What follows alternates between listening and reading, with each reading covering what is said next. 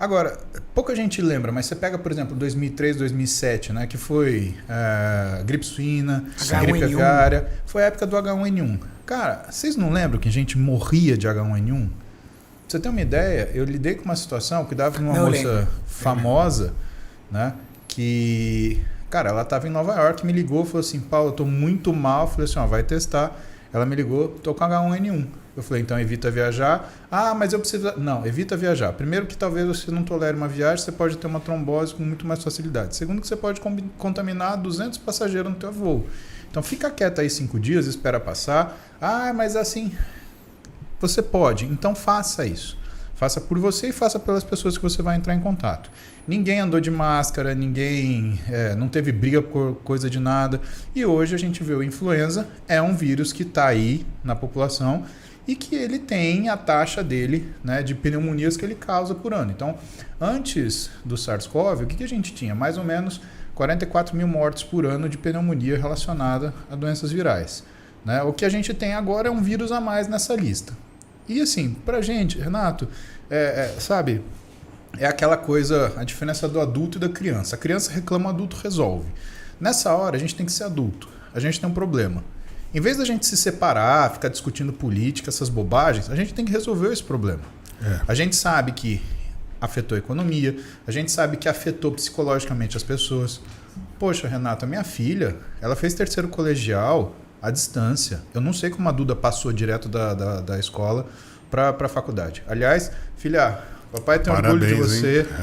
Todo mundo aqui. Parabéns, representou isso aí. demais. Postagem. Representou a nossa família. Isso aí. Passou direto PUC Direito. Futura advogada. Muito feliz por você. Eu não sei como que ela passou direto do colégio para coisa. Porque, cara, foi um ano difícil. Estudou por fora. Sim, sozinha. Sim, porque, cara, imagina assistir aula com 17 anos de idade em casa, pelo computador. Poxa, Renato. Eu presenciei algumas aulas do meu filho que faz direito na FAP. Cara, não chega nem perto de uma presencial, mas nem perto, cara. Até porque os professores não estavam preparados. Ninguém Eles não estavam preparados. Então você vê professores ali totalmente perdidos ali. Perdidos é uma palavra muito pesada. Assim, desconfortáveis de como atuar, né, nessa situação. De como entregar conteúdo, entregar conhecimento dentro de uma plataforma sem a interatividade dos alunos. Então, eu consegui me virar mais ou menos, por quê? Porque eu estou acostumado a trabalhar com vocês. Então, agora, você pega um professor que leciona, cara, há 30 anos. Em sala de aula. E tem 60 anos. Aí você entrega um computador, agora você vai dar aula olhando nessa câmerazinha. E aí metade dos alunos de câmera fechada, e metade de câmera aberta, e metade colocando um cenário fictício para fazer de conta que ele está fazendo alguma coisa. Cara, é uma coisa de contato muito complicada. Então, o pessoal teve que se adaptar numa situação que é adversa, né? Então, a gente tem que lembrar pelo que a gente passou e falar, porra, se isso não servir para você, juntar com quem está perto de você, o que vai servir? Se você não tem empatia nenhuma, né? Você é um psicopata, porque todo mundo passou essa dificuldade. Independente se você torce pro Corinthians, pro Palmeiras, se você é direita, se é esquerda, se é Bolsonaro, se é Lula, não interessa, eu não quero nem saber. Eu quero saber, você tá com problema? Conta comigo. Se você não tá com problema, ajuda quem tá. De alguma forma, é por isso que a gente está aqui hoje. Eu vejo as pessoas, Renato, fazerem coisas que são, sabe, eles quiseram tirar dessa pandemia heróis, vilões e santos. Sim. E eu vou te falar uma coisa. Quando você quer criar uma história desse jeito, você corre um grande risco. Porque esse negócio de de herói, de vilão e de santo é uma coisa muito perigosa. Todo santo vira mártir antes de virar herói. E todo herói vira vilão antes de virar santo. Falou tudo. Pensa nisso, por quê? Porque o tempo passa e a questão se você é um ou outro, ela é uma situação. Então tiveram os heróis da resistência, estão virando vilão. Tiveram os vilões da resistência, estão virando heróis. Cara, ninguém é santo. Ninguém é santo. Santo ninguém é.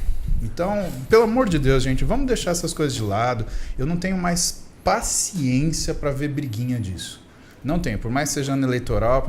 Cara, eu vi a minha profissão ser destroçada. Ver jornalista falando de medicina como se fosse especialista total. Ver político falando de medicina como se tivesse estudado alguma coisa. Aqueles vagabundos, a maioria não tem nem 3º grau completo. Eu vou falar uma coisa aqui. Cara, eu conversei muito com a Infecto. Qualquer medida que fosse necessária para tentar salvar a vida, eles tomaram. Porra! Vocês também tiveram sorte, por quê? Porque já haviam alguns relatos de como se tratar os colaterais do Covid que não tem cura. Tem tratamento, mas não tem cura. Então, até eles conseguirem entender aonde que a doença atuava e tratar todos os colaterais que ela apresentava, morreu muita gente, não só no Covid, como posterior ao Covid, por causa de trombose. Sim. Isso é fato. Hoje eu sou um privilegiado. Eu sei tratar a recuperação do Júlio, por quê? Por um monte de coisa que a gente teve que... A gente praticamente foi obrigado a correr antes de aprender a andar, Renato. Caso clínico. Exato. E no meio disso você tinha uma imprensa criando pânico e você tinha político fazendo merda. Exato. E assim, eu tava num programa de entrevista, cara, e a jornalista me fez uma pergunta que era extremamente maliciosa. Aí eu virei pra ela e falei assim, nossa, que legal a profissão de jornalista, né? Ela é a melhor profissão do mundo.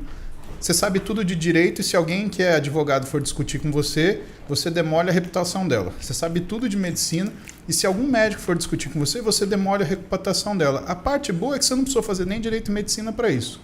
Nossa. Aí ficou aquele mal-estar assim. Aí eu falei assim, só tem uma profissão melhor que isso, que é o síndico de prédio, né? Porque além de ser médico, o advogado ele ainda é engenheiro, né? Ele constrói e destrói o que ele quiser. Cara, e assim, pode pegar mal, porque eu vou contar. Mas é assim... Sabe, eu vi gente se comportar de forma execrável, de forma criminosa, tá? E os que mais se comportaram assim foram quem? Foi quem ficou olhando e dando palpite. E quem ficou olhando e dando palpite? Foram essas profissões. E, infelizmente. Agora, lidem com isso por quê? Porque médico está acostumado a qualquer coisinha ser o vilão da história. Exemplo dos governos que tinham anteriormente.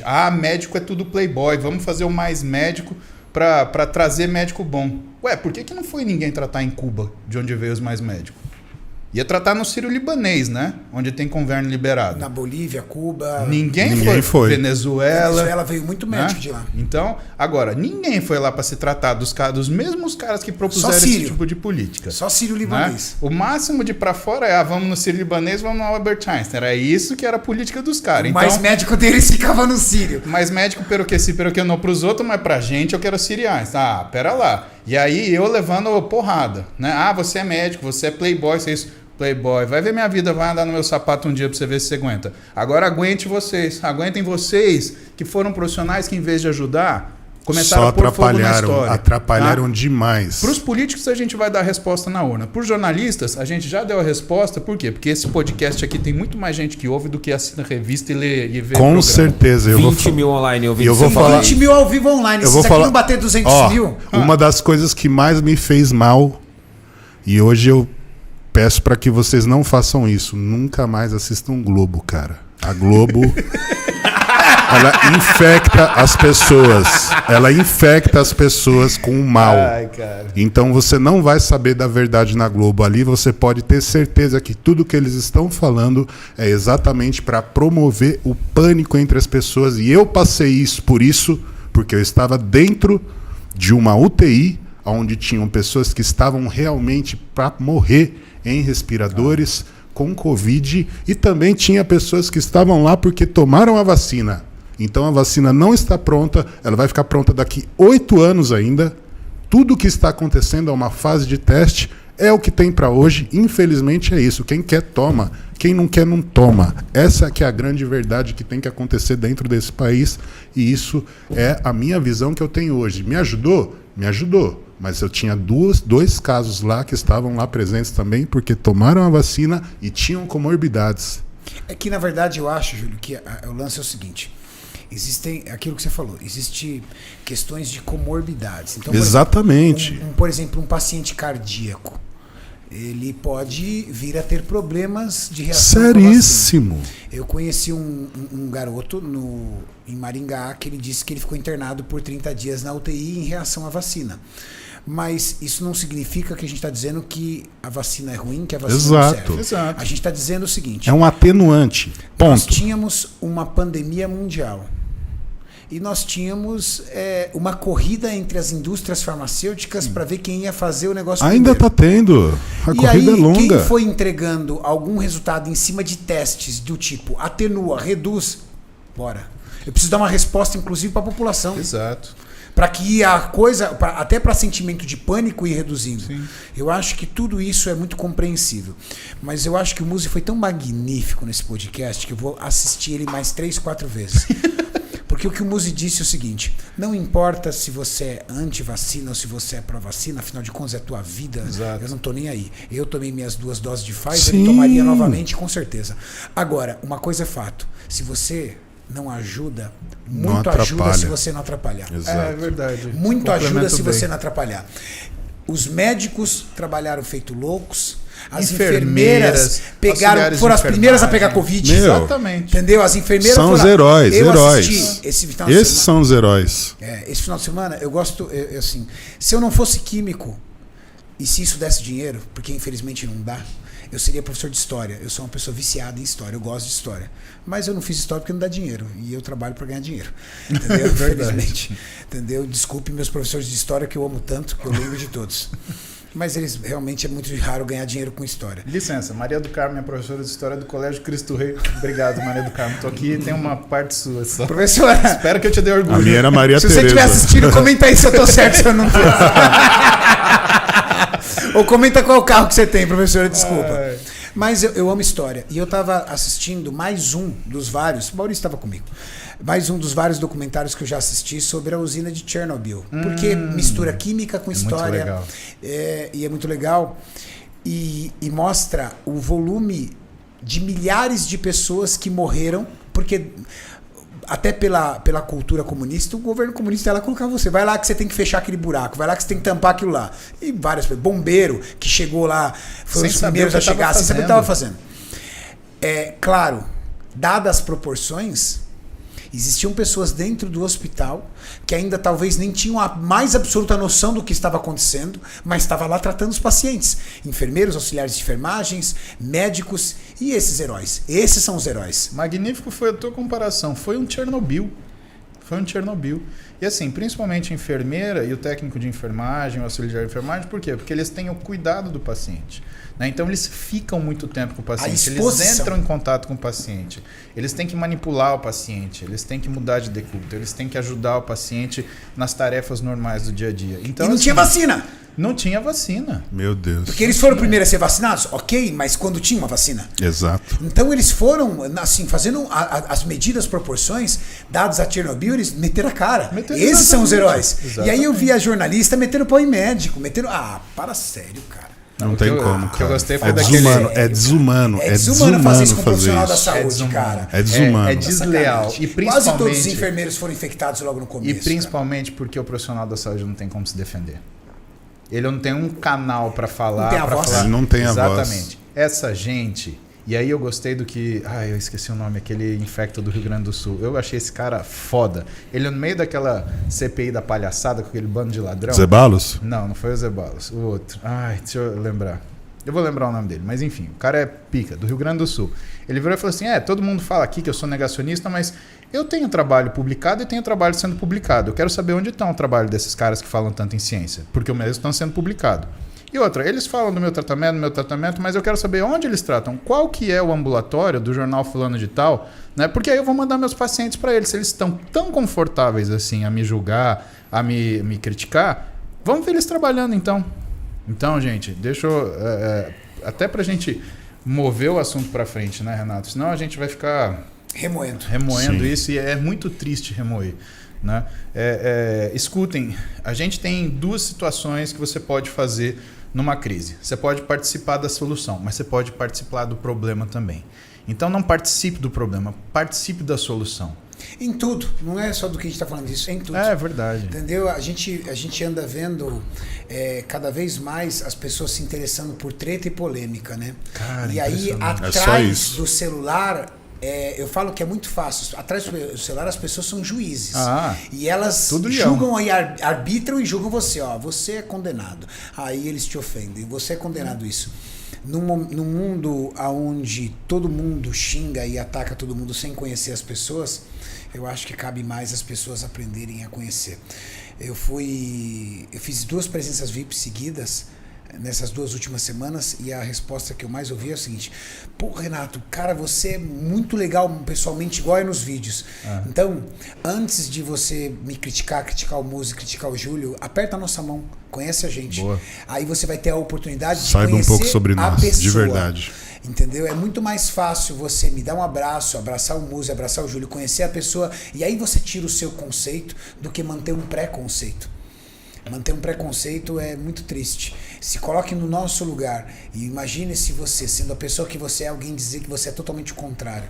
Dói. Eu estou acostumado a lidar com isso.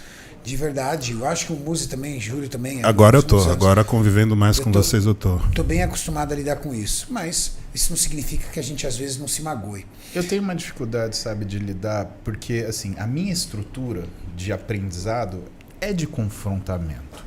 Eu me formei e fui treinado na faculdade para ser arguido.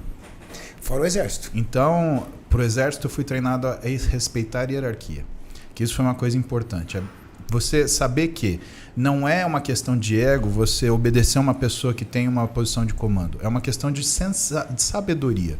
Porque essa pessoa sabe mais que você. Ela está te direcionando naquilo que... É por isso que existe hierarquia. Agora, na faculdade, eu fui ensinado a ser arguido e não me ofender por isso. Entre médicos, Renato, a arguição é normal. O que é a arguição para a galera entender? Não ofende quando você... Mas por que você está fazendo isso? Mas quem te falou que isso é certo? Isso não é um problema entre médicos. O questionamento entre vocês não é um problema. Não, é porque a gente quer crescer. E quando a gente junta para fazer, quando uma junta médica, né, o pessoal acha que a gente vai lá acertar um consenso a partir de opiniões que nós temos em comum. Não é, cara, uma junta médica é um quebra-pau. Se você olhar, você acha que a gente está brigando. Cada um vai terminar uma linha, que é isso que eu acho que sempre teria que ter ser respeitado. Exatamente. É esse o problema. Quem olhar vai achar que a gente está brigando. É muito sério isso, gente, porque tem muita gente que está passando mal tomando vacina e isso tem que ser avaliado por um médico. É isso que é o problema. Se você tem comorbidade, você tem que fazer uma sessão de exames antes para poder ser aprovado e aí sim tomar sua vacina. Ninguém aqui é anti-vacina, mas existem pessoas que realmente sofreram com colaterais de vacina. E isso é fato, gente. Então é um problema muito sério. E o Brasil é o melhor país do mundo para você testar uma vacina, porque a nossa população é heterogênea. Tem gente do mundo inteiro. Então não é à toa que a Europa manda milhares de vacinas para cá para serem testadas aqui no nosso país. Por quê? Porque a gente não tem saída. É esse que é o problema, a gente não tem outra saída. A vacina só vai ficar pronta daqui a muito tempo, a gente só vai ter essa tecnologia daqui a muito tempo. Então é o que tem para hoje. Esse é o problema. Só que aí vocês não conseguem respeitar a individualidade do médico para prescrever o que tem que ser prescrito. Então tem que se ter muito cuidado, porque realmente é um problema muito grave. Graças à vacina eu estou vivo. No meu caso deu certo, mas tem outras pessoas que não deu. É isso que tem que ser analisado. Cada caso é um caso. É que o mundo se divide agora é o seguinte: antivacina, pró-vacina. Não é isso, gente. O médico que se foda. Exato, é o médico que tem que tomar isso. A frente é do médico. Quem entende sou eu porque eu sou pró-vacina. Não, o outro. Quem entende sou eu porque eu sou contra a vacina. E para concluir o que você estava falando, né, o que é importante? O que você falou direciona para isso. Eu chamo as pessoas para discussão justamente por isso. Você me provocou. Eu vou te provocar. Tem 3 leis que eu uso para me comunicar com as pessoas socialmente. Primeiro, humanizar sem incomodar. Porque senão, Renato, a gente fica postando que a gente que é super-herói, e a gente não é. Nunca foi. E o objetivo é que as pessoas elas cresçam pela nossa capacidade de assumir nossos erros e mostrar nosso caminho. Olha, eu fiz isso e me ferrei. Você não precisa fazer isso, eu estou te contando. Segunda coisa, provocar, mas sem ofender. Porque quando a gente está num espaço confortável, quando a gente está na zona de conforto, a gente não sai se a gente não é provocado. E a terceira coisa, que é estimular e motivar, mas sem iludir. Eu não vou falar para você que você vai ter 54 de braço até o final do ano se você tem 37, né? Se você fizer tudo aquilo que eu faço na rotina que a gente mostra nos vídeos que a gente grava, né? Demora para você ganhar 54 de braço. Isso se você ganhar, pode ser que você não chegue nisso. A verdade é, o que eu vou te motivar? A chegar naquilo que é o correto. Eu vou te motivar a ter o caminho correto. Porque a gente não garante resultado. Verdade. E dentro dessa perspectiva, o que acontece é que quando as pessoas me provocam na rede, eu provoco de volta. Teve um cara que num post meu, aliás, num podcast que eu gravei Isso, com... pessoal, nós estamos falando sobre hates, tá? Exatamente. O assunto vacina já encerrou. Já era. A gente está falando agora sobre qual é o nosso comportamento em relação a hate. Como o Muzi se comporta em relação a hate. Que é a forma que você levantou a falar, da gente se socializar, da gente provocar uma melhora, da gente, né, conhecer Utilizar o que é a a rede história para do evolução. outro. Exatamente, ou utilizar a diferença para evolução. Né? Então, isso que o Renato falou é importante, por quê? Porque é fácil você ser amigo da pessoa que fala o que você quer. O difícil é você reconhecer que uma pessoa fala uma coisa ou que você não gosta ou que você não concorda e falar, pô, eu acho que eu tenho que aprender com esse sujeito alguma coisa, porque ele sabe de alguma coisa que eu não sei. E aí eu tava te falando, eu tava num podcast com o Rafinha Bassos, aí um sujeito mandou um comentário, né? Não, porque eu sou só um humilde professor doutor em engenharia, e meio que deu uma carteirada assim, eu sou professor doutor em engenharia, eu acho que você tá errado. Aí eu virei para ele e falei, olha, eu acho que então, se você é professor doutor em engenharia, você tinha que construir casa, né? Porque medicina é uma coisa mais fácil. Você acha que eu vou ler um trabalho de engenharia, de, por exemplo, resistência de material, eu vou me meter a construir o Titanic, ou vou me meter a construir, sei lá, o Empire State, né? Eu não vou fazer isso, porque eu assumo minha ignorância. Agora, se você não sabe assumir sua ignorância, então realmente você tem que voltar para o livro e voltar ao doutorado. Aí ele respondeu, você é um arrogante? Eu falei, não, arrogante é você. Você está querendo falar de uma coisa que você não conhece, sendo que você tem um doutorado, uma coisa completamente diferente que não te faculta falar disso. Por que você se sente à vontade de falar isso se você não sabe nada disso? Aí, morreu. Então, assim, as pessoas elas provocam, não toleram ser provocadas, né? De volta, te acusam por você responder aquilo que elas, né, sabem que elas merecem e que elas só fazem. Por quê? Porque estão a essa distância aqui, porque essa distância é segura. Por aqui, eu faço o que eu quiser. Agora, e aqui? Como é que é?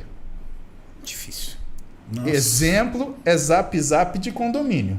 O vizinho fala o diabo pra você. O museu Quando ele te pistola vê- com o condomínio. Quando, cara? Você tem que mudar pra uma casa urgente, mano. Gente, desculpa. Desculpa, os caras... Você não tem mais Ou paciência cara. pra isso. Quando é coisa boa, ele tem. compara com carro. Quando é coisa ruim, compara com condomínio. Mas cara, Verdade. condomínio, o cara sabe até quando você cagou, desculpa a palavra, mas porque você dá descarga no seu banheiro, o cara Ouve escuta o lá barulho. de baixo. Ó, a As música pedradas boa. caindo, as pedradas caindo.